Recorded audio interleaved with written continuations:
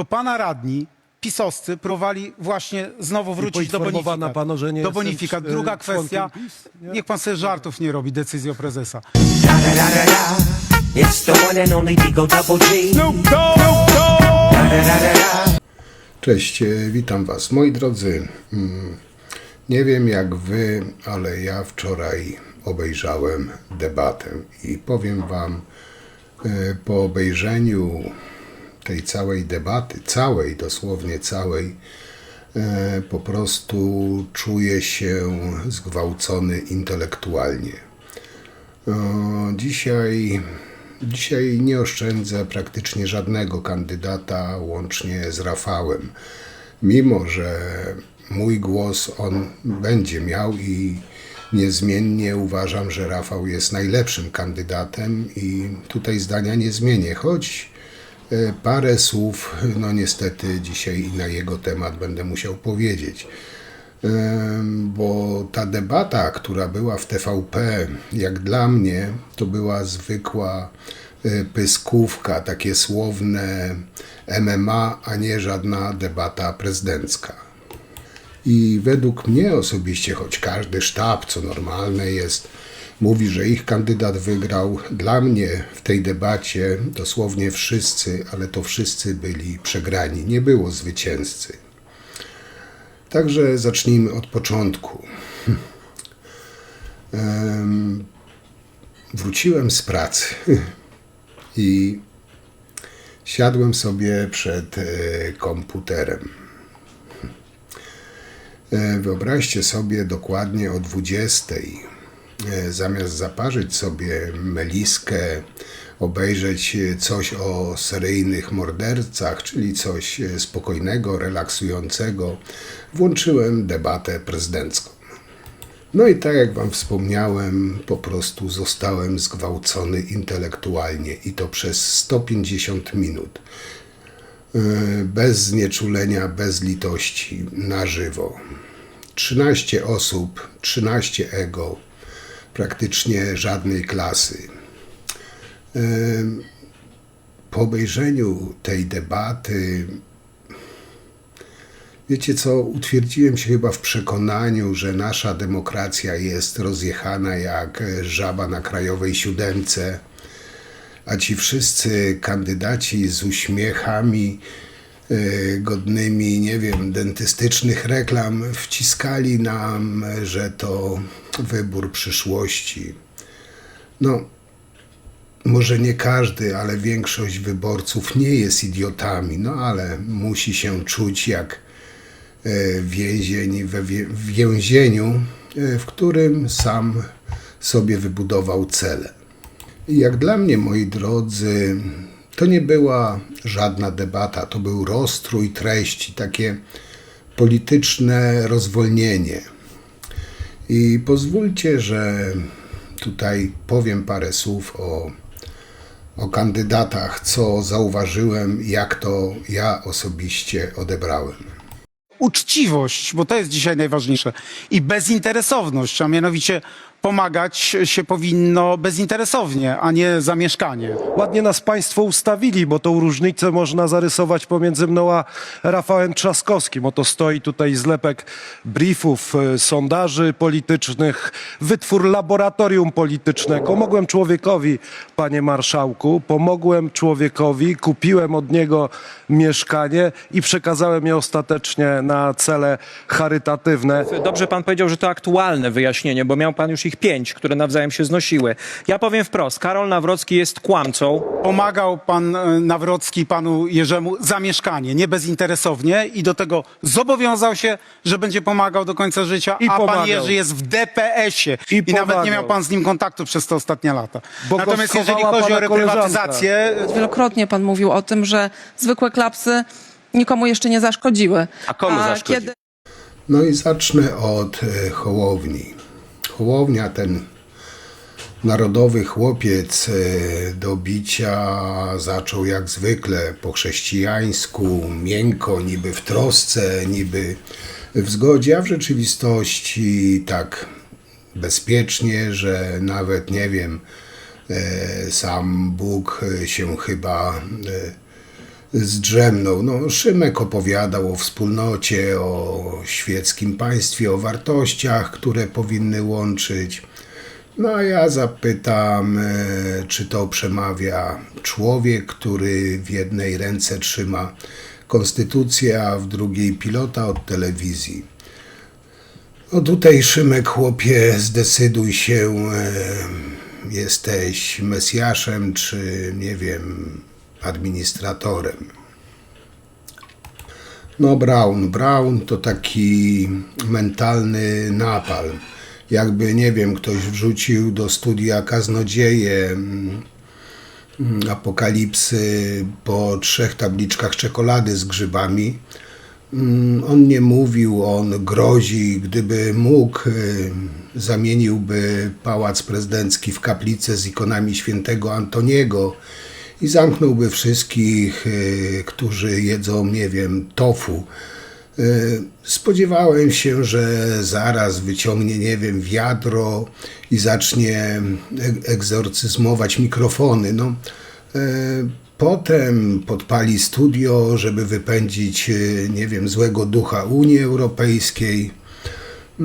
On nie startuje w wyborach, on prowadzi krucjatę i to można powiedzieć z hukiem. O, Mencen. To jest taki Excel z twarzą człowieka, płaski, jałowy, nieludzki. Mówi jak wykładowca na kursie z optymalizacji podatkowej. No wszystko do śmieci, podatki, urzędy, pomoc społeczna. Gdyby nie chodził w garniturze, można by go pomylić, nie wiem, z automatem do kawy. Tylko że z niego po prostu nic nie leci, nawet kofeina. Dla Mencena Polska to korporacja i każdy, kto nie przynosi zysku, może, delikatnie rzecz ujmując, spierdalać. W jego głowie nie ma miejsca dla ludzi, tylko na słupki. Prezydent dla takich chłodnych cyborgów, nie dla żywych obywateli. No, powiem wam, jeśli chodzi o Rafała, źle go na tej debacie odebrałem osobiście. Taki troszeczkę był asekurant, taki pływak bez wody, każde zdanie wyważone, aż po prostu mdłe. Mówił o wartościach, ale brzmiał, jakby recytował, nie wiem, skład pasty do zębów. Nie wiem, tak się boi, żeby nie urazić prawicy, lewicy, centrum, Tuska, nie wiem, babci klozetowej, że nie mówił tak naprawdę mówił wiele i nic. Miał przebłyski oczywiście, ale na tej debacie no, nie wypadł jak lider. Wypadł bardziej tak idealnie jak do przecinania wstęgi, podawania ręki. Powiem wam, no zawiodłem się na nim, ale jeszcze raz podkreślam zdecydowanie, ja tu mówię tylko i wyłącznie odnośnie teraz debaty, nie o całości kampanii Rafała i podkreślam, że będę na niego głosował i namawiał, żeby do niego głosować, ale dzisiaj mówię tylko o tej debacie, po której czuję się, jak wam wspomniałem, intelektualnie po prostu zgwałcony. O, Biejat i Zandberg. Para, która miała coś do powiedzenia, ale przyszła na pogrzeb treści, próbowała śpiewać psalmy. Lewica, której nie słychać, bo zresztą bo reszta po prostu wrzeszczy. Próbowali mówić o krzywdzie, o nierównościach, o tym, że Polska się sypie od dołu do góry. O, w sumie tutaj mieli rację, ale byli zbyt uprzejmi, zbyt kulturalni, a tu trzeba było wstawić i wrzucić w kogoś po prostu mikrofonem. Stanowski. O nim dzisiaj też jeszcze parę słów później powiem. Stanowski to jest kompletny absurd. Sam mówił, że nie chce być prezydentem, więc co robił na scenie? Grał rolę klauna, który sam nie wie, czy chce się śmiać, czy się, nie wiem, czy chce płakać. Taki symptom czasów celebryta przychodzi między polityków, bo ten sam poziom powagi. Pokazał, że polityka to cyrk, no ale nie po to, by, nie wiem, go zamknąć, tylko by jeszcze podkręcić. Zresztą o Stanowskim miałem złe zdanie. Po tej debacie mam jeszcze gorsze, ale to później wam powiem. No i reszta. Jakubiak, Bartoszewicz, Woch, Maciak, po prostu przysłowiowe flaki z olejem. Gdyby debatę robić z nich, tylko z nich, to nie wyszedłby nawet bigos. Tacy tekturowi faceci z tekturowymi zdaniami. Nawrocki mówił tak, jakby ktoś go zmusił, a Bartoszewicz wyglądał jak sam się zgubił w drodze na casting do Familiady. No tutaj nie warto nawet cytować, warto zapomnieć. Nic nie mam w żadnej teczce w służbach specjalnych. Pan widać ma. Dobrze pan powiedział, że to aktualne wyjaśnienie, bo miał pan już ich 5, które nawzajem się znosiły. Ja powiem wprost. Karol Nawrocki jest kłamcą. Skłamał w akcie notarialnym, że zapłacił 120 000 za wykup nie swojego mieszkania. Skorzystał ze zniżki, która jemu nie przynależała, po to, żeby haniebnie wyprowadzić majątek komunalny Panie do marszałku, prywatnego. czas Proszę mnie teraz minął. pozwać, panie Karolu, bardzo jeśli to nieprawda. dziękujemy. Prosimy Państwa o trzymanie się reguł czasowych, które również... Czemu tak krytycznie o tej debacie mówię? Bo to była wielka porażka. I mówię tu o wszystkich uczestnikach. Ta debata to był, nie wiem, odebrałem to jak taki swoisty sabat idiotów przebranych za mężów Stanów. Nie padło ani jedno zdanie, które,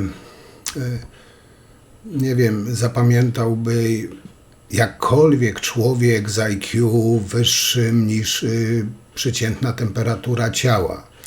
Zero konkretów. Zero wizji, zero odwagi. Ta cała władza patrzy na nas jak na stado baranów, którym można rzucić byle ochłap, byle, nie wiem, wykrzyczeć Polska, godność, normalność. Jest już taką klasyką, można powiedzieć. Jak dzieciom rzuca się cukierka, żeby nie pytały, co z obiadem. Jak dla mnie, po obejrzeniu tej parodii debaty, to nie był pokaz demokracji, to był pokaz rozkładu. Żyjemy w państwie, gdzie kandydatów jest 13, a wyborów praktycznie żadnych. Każda gadka, każda gadka jest po prostu drętwa. To jest atakowanie siebie, obrzucanie siebie błotem. Każdy gada, nikt nie słucha. Polityka jest jak taka masturbacja publiczna. Czyli każdy robi swoje, każdy myśli, że dobrze wygląda i nikt nie dochodzi. No a teraz idźcie głosować. Jak macie jaja, wybierzcie kogokolwiek z sercem. Jak nie, to napiszcie na kartce, nie wiem, jebie system i miejcie chociaż z tego trochę satysfakcji. Proszę was wszystkich o głos. A to jest ostatnia szansa, propozycja, żeby się zachować w sposób uczciwy. Proszę bardzo, panie Karolu. Niech pan przyjmie, przeczyta pan sobie i zobaczy pan, jak można się zachować w sposób uczciwy. To było ostatnie wystąpienie.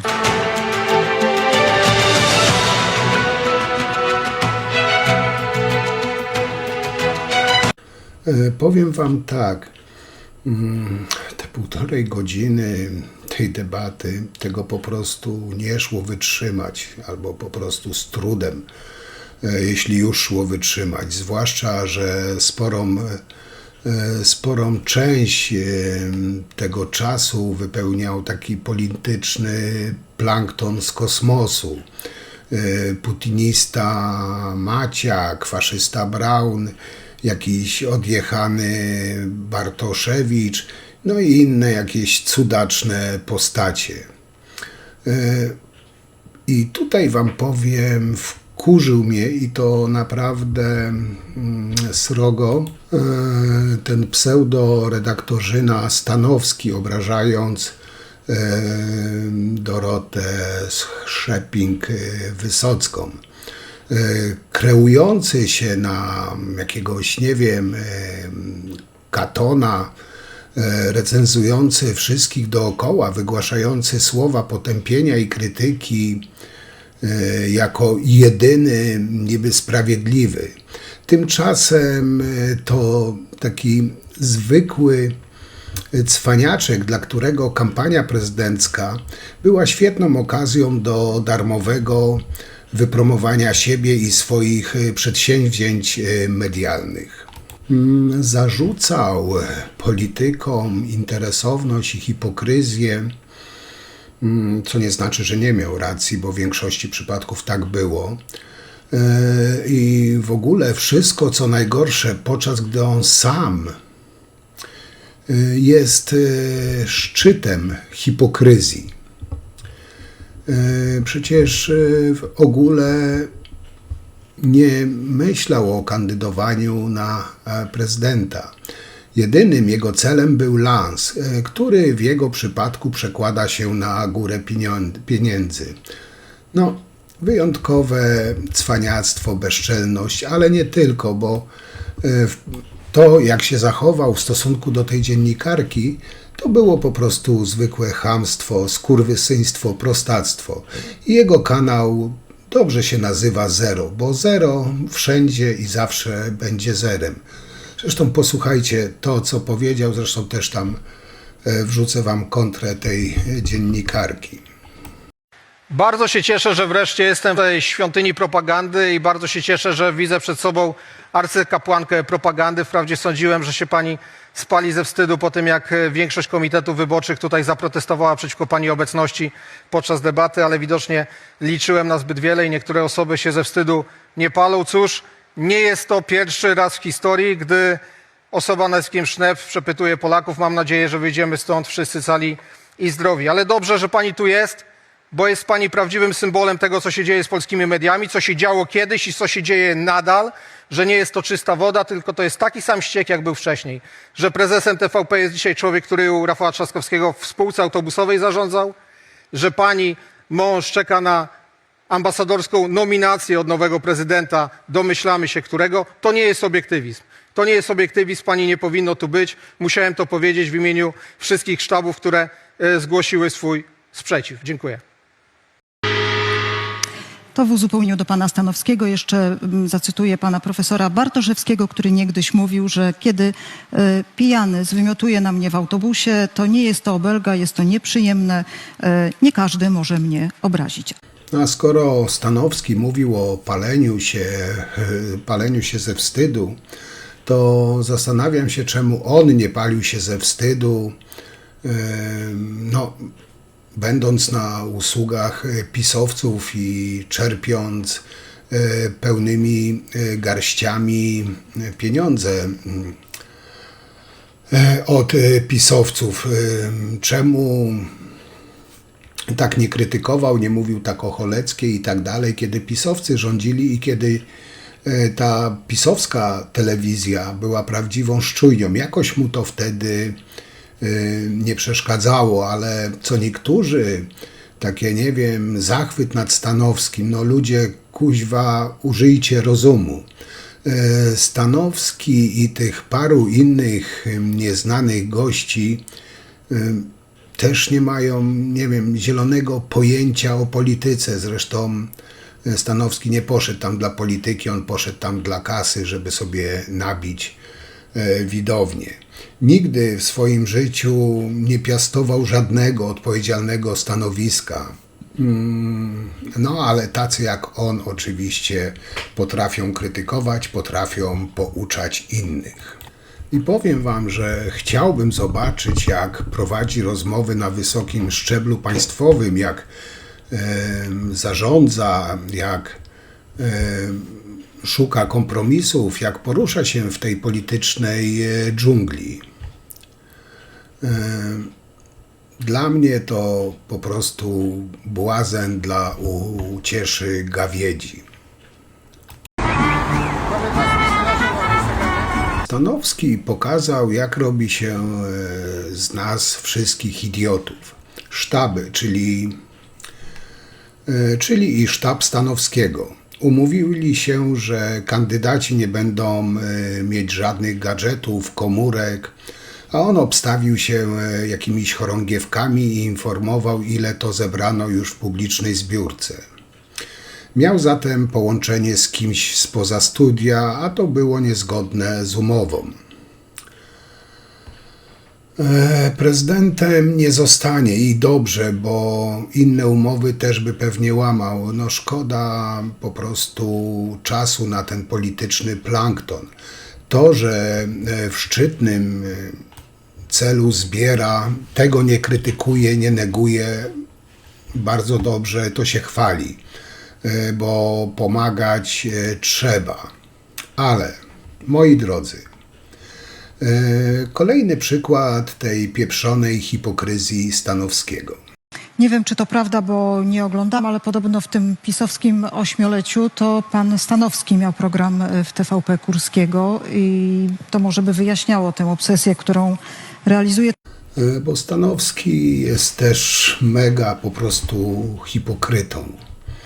Nie wiem, czy pamiętacie, jak jeszcze za rządów PiS-u rodzice chorych na SMA, dzieci, zbierali miliony na zrzutce. On w tym czasie przytulał milionowe dotacje z Solidarnej Polski. Jakoś tamtymi dziećmi ani się nie przejmował, ani nie robił zrzutek, ani nie nagłaśniał. Poza tym, to też nie było tak dawno, gdy prawdziwi dziennikarze walczyli o wolność słowa, protestowali przeciwko próbie wyrzucenia ich z Sejmu zarządów PiS-u. Byli zastraszani, ludzie bez kręgosłupa brali pieniądze, legitymizowali tym to całe zło. Czasem brali i siedzieli cicho, a teraz zgrywają takie wielkie sumienie narodu. I znów robią kasę. No, ale tak to jest z ludźmi, którzy nie mają wstydu, zasad ani sumienia. No ale Stanowski to Stanowski, ale tam powiedziałem, że kilku takich było, że nie wiem skąd się to wzięło, ale okej, no każdy ma prawo startować. Tylko że zajęli czas tym, którzy już coś pokazali, mają doświadczenie, potrafią być skuteczni. Jak to się mówi, słowa, a po czynach ich poznacie. No i tu można chyba jeszcze dodać, że po czynach też wybierajcie, moi drodzy, swoich kandydatów. No tutaj odklejone od rzeczywistości Braun i Mencen, mało realne idee i słaba skuteczność. No powiem wam, że w pewnym sensie szacunek dla pani Senyszyn. Za wierność ideałom lewicowym od początku była, nigdy się tego nie wypierała i dalej to podtrzymuje. Aktywność, duży dorobek polityczny, no ale szans oczywiście na wygraną nie ma. Nie wiem, czy się ze mną tu zgodzicie, ale tak mi się wydaje, jedyne osoby godne jakiejkolwiek analizy to oczywiście Trzaskowski, Hołownia, Biejat, i Nawrocki. Ten ostatni liczy się tylko ze względu na duże poparcie, bo zasługi ma niewielkie, a nawet można powiedzieć żadne. Doświadczenie na dużej arenie politycznej zerowe, no oczywiście nie licząc tej intensywnej polityki międzynarodowej w apartamencie Muzeum II Wojny Światowej, ale to inna bajka. Takie po prostu moralne zero. To ja osobiście całkowicie przekreślam. Bo jakby na to, moi drodzy, nie patrzeć, to nie są czasy dla debiutantów czy jakichś tam rewolucjonistów. Sytuacja zewnętrzna jest zbyt poważna i trudna na eksperymenty typu Braun, Nawrocki i cała ta reszta. Tak więc główne kryteria w ocenie przyszłego prezydenta, także jak powiedziałem, no nie wiem jak dla was, ale dla mnie takie główne kryteria w ocenie przyszłego prezydenta to doświadczenie polityczne, wiarygodność, skuteczność i oczywiście szanse na wygraną. I moi kochani, no nie marnujmy głosów na debiutantów, krasomówców i jakieś różne inne dziwadła. Bo mimo tych wad, które tutaj Rafałowi wytknąłem, które ja zauważyłem, które mnie ukuły, że tak powiem, nadal jestem za tym, niech Rafał Trzaskowski wygra te wybory i niech to się wszystko skończy. Ja wam powiem, czasami mi już brakuje sił walczyć z PiS-em. To jest przecież 9. rok. Ale nie poddajemy się, zawalczymy jeszcze ten jeden raz, aby potem odpocząć, bo inaczej naprawdę chyba wszyscy zwariujemy. Niech już następnie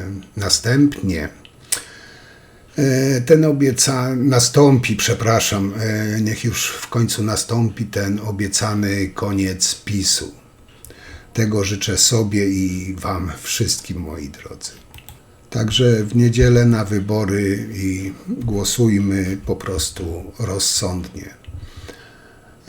Bo ja mimo wszystko powiem wam, że nadal wierzę, że większość Polaków to są po prostu mądrzy i rozsądni ludzie. Także mam nadzieję, że wybaczycie mi, że troszeczkę psztyka w nos też i Rafałowi dzisiaj dałem, ale powiem wam, że ta debata rozwaliła mnie na łopatki i tutaj powiem jeszcze raz, z tej debaty nikt zwycięsko nie wyszedł. Dla mnie to było takie polityczne MMA.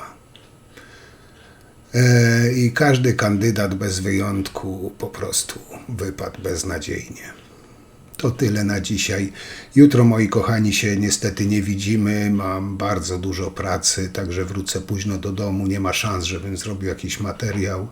No ale w czwartek, jak się wyrobię, to jak wiecie, jak zawsze mam tylko chwilę czasu, to z największą przyjemnością robię dla was te materiały. Także na dzisiaj to tyle. Wielkie dzięki. Komentujcie, oceniajcie, wyrażajcie swoje opinie. I do zobaczenia przy następnym materiale. Trzymajcie się, cześć.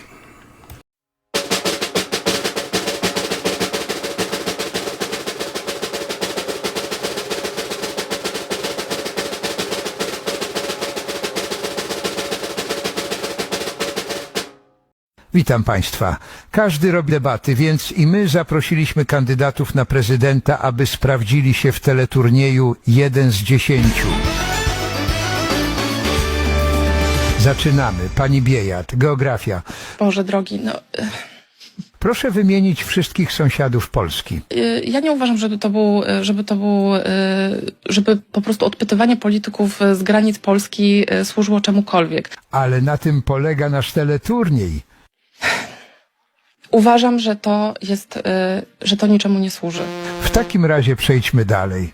Teraz pan Rafał. Bonjour, pijcie polskie wino dla specjalnych okazji. Jak nazywa się tradycyjna polska zupa ziemniaczana zakwaszana żurem, często z dodatkiem boczku lub kiełbasy? Zalewajka. To jest właśnie to, za czym wzdychamy. Polskie zupy to potęga, drodzy Państwo. pani Seneszyn. Kochani, dziękuję za zaproszenie. Wiedziałam, że na mnie liczycie i was nie zawiodłam, bo nigdy nikogo nie zawodzę. Jak prezentuje się cieszynka piłkarza Realu, Juda Bellingama? Dokładnie tak, proszę pani.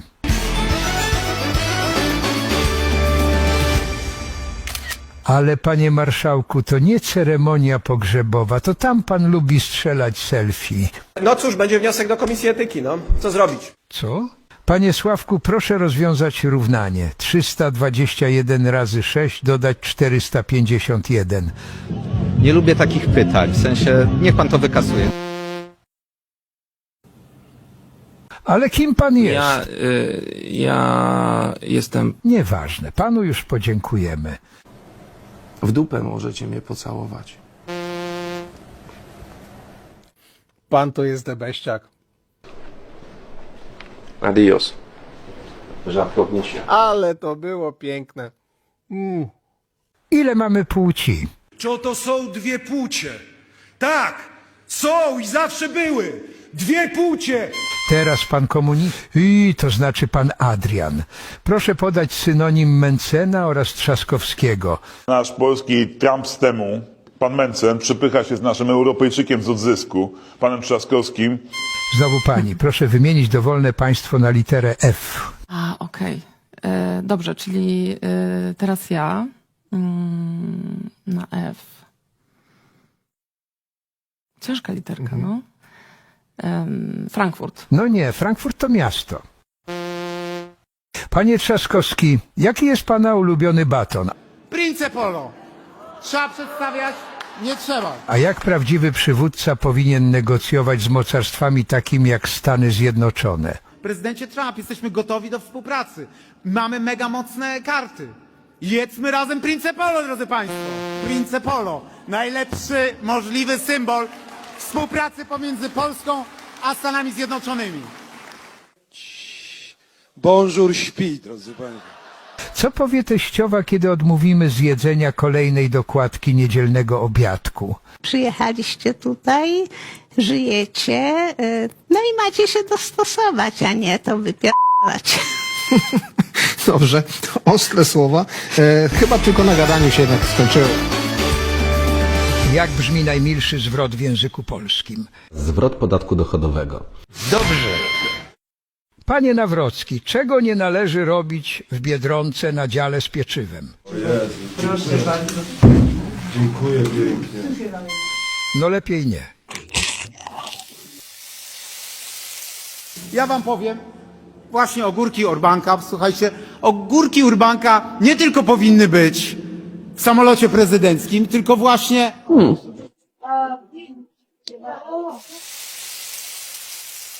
Bardzo smaczne. Polecam. Co wy robicie?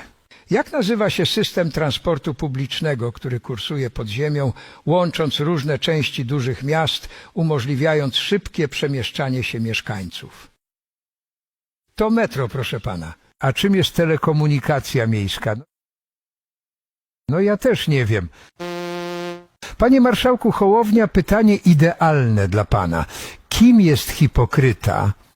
Jakbym panu powiedział, to by się Mencen dowiedział, a to nie jest słuszne i z taktycznego i strategicznego punktu widzenia. Z Mencenem będę walczył do ostatniej kropli politycznej krwi, bo to jest szkodnik, to jest pasożyt na tym, co dzisiaj chcemy w Polsce budować. Kozak w necie, piżmak w świecie. A łanie w szczepionkę zostałem obrażony?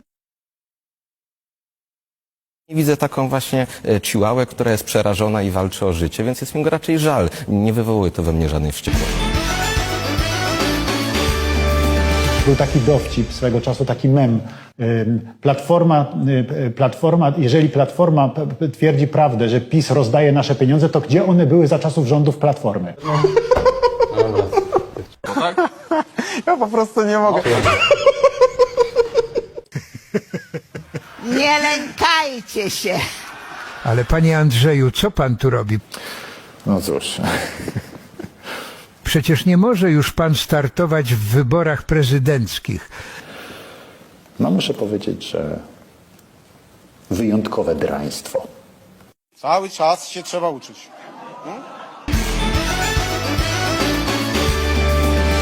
Niech pan zobaczy, co się dzieje za oknem. No gdzie? Się planeta pali, panie redaktorze. Znaczy, jeżeli ktoś tego nie rozumie, że jeżeli nie zrobimy nic, to za chwilę będziemy się bić o wodę i że planeta się skończy, no to ja nie może być odpowiedzialnym politykiem. I nie śmiej się, stary, nie śmiej się. Zaczyna się Kongo, drodzy państwo. I niech pan pamięta, mam największe szanse na wygrane z panem Nienem w drugiej turze. Gdyby decydowała dzisiaj Zielona Góra, to by była pierwsza tura. Tak.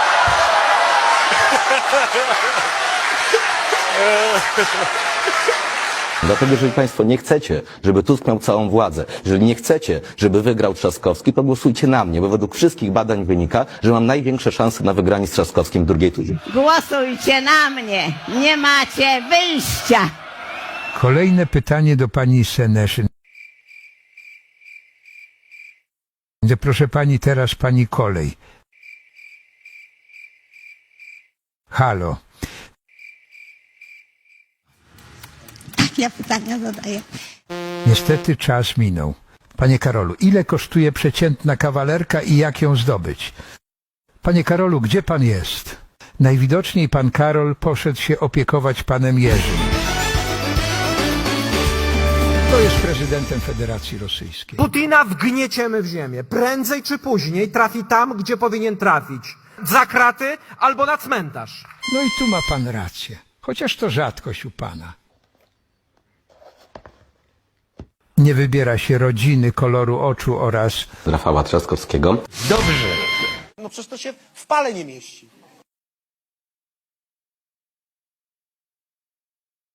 No jak państwo widzą, poziom nie był zbyt wysoki, więc na dziś już starczy. Jeśli chcą państwo więcej teleturniejów, proszę o subskrypcję tego kanału. Trzymajcie się ciepło. Zrobimy tę robotę. No raczej nie. Jesteście naprawdę beznadziejni? Więc zastanówcie się tak na spokojnie. Kto obecnie ma największe szanse, żeby wygrać z Rafałem Trzaskowskim w drugiej turze tych wyborów i na kogo warto zagłosować w pierwszej turze, tak, żeby w drugiej nie został Rafał Trzaskowski.